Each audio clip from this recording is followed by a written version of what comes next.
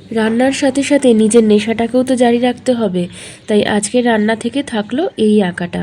দেখো তো কোনো মুহূর্তের সাথে এই আঁকাটা মেলে কিনা। গাছের লঙ্কাগুলো না বেশ বড় বড় হয়েছে, তাই সকাল সকাল চলে গেছিলাম লঙ্কাগুলো পেড়ে আনতে।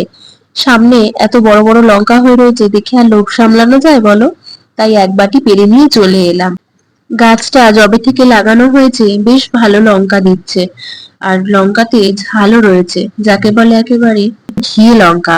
আর ঝালও তেমন, তাই খেতেও কিন্তু বেশ টেস্ট আছে। আর এদিকে গরম পড়তে না পড়তেই ওই কারি পাতার গাছটাতে বেশ কচি কচি পাতা ধরেছে।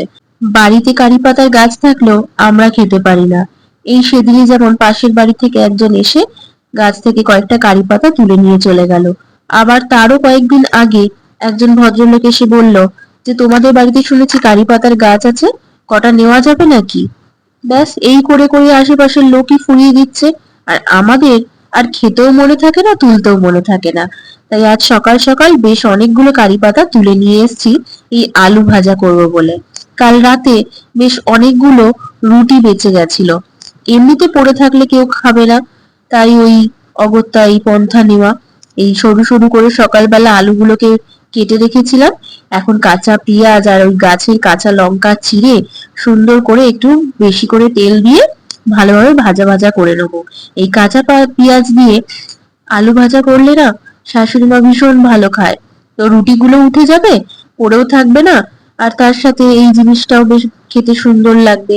আলু ভাজা কার না ভালো লাগে, সে ভাত হোক বা রুটি, যার সাথেই দেবে তার সাথে একদম দৌড়াবে।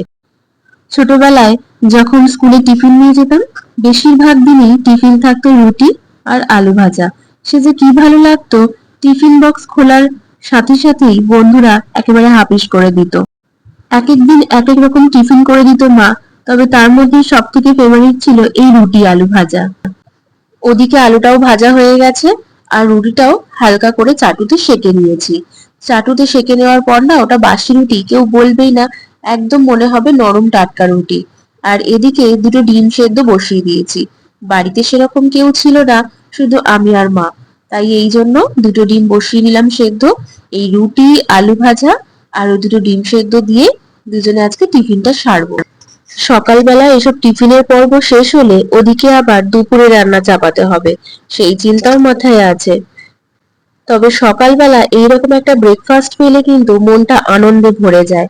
এরকম গরম গরম রুটি, সাথে কড়া করে আলু ভাজা, গাছের কাঁচা লঙ্কা আর কাঁচা পেঁয়াজ কামড়ে, আর তার মধ্যে গরম গরম ডিম সেদ্ধ, উফ, ভাবাই যাচ্ছে না।